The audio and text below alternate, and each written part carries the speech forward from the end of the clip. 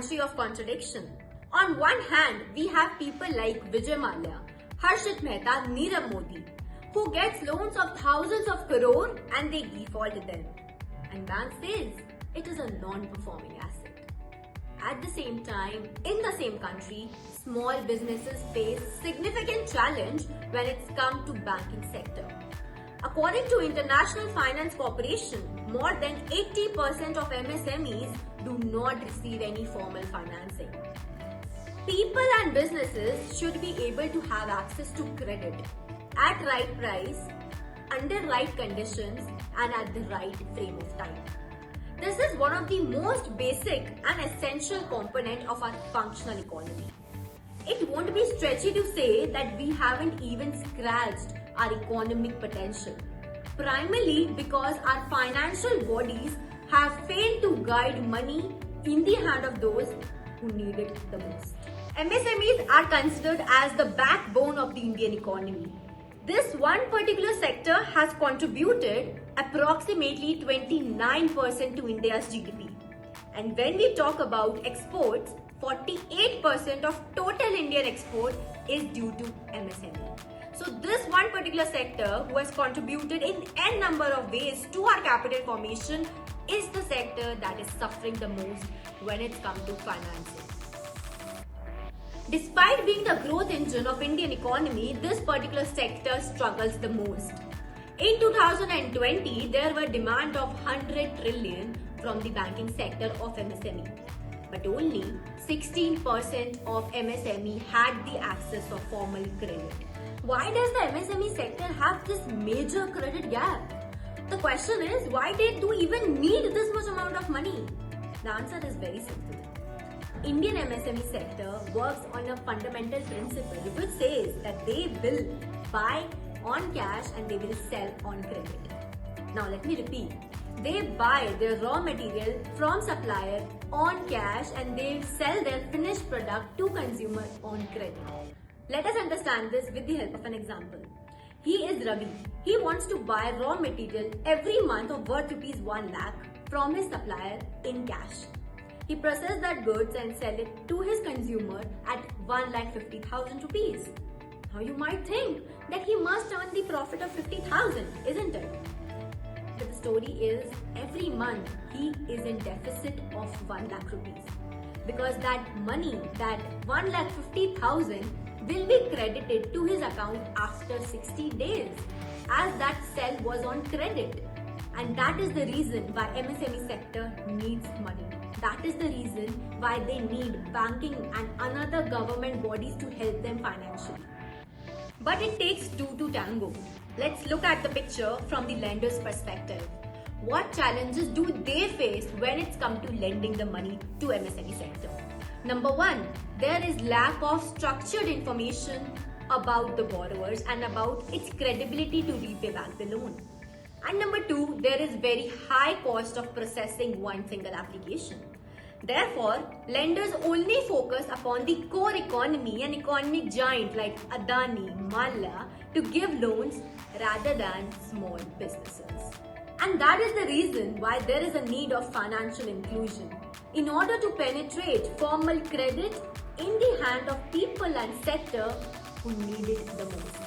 Government of India has made an infrastructure known as OCEN, Open Credit Enablement Network, which democratized the small ticket credit market in India.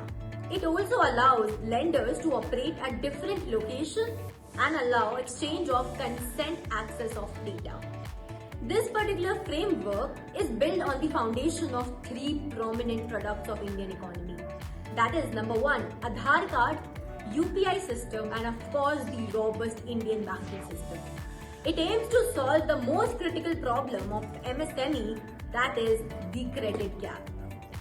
Social media is on fire. Fintech companies have millions of questions. Even the manufacturer sitting in a small scale industry is curious to know what OCEN can do, what are its capabilities.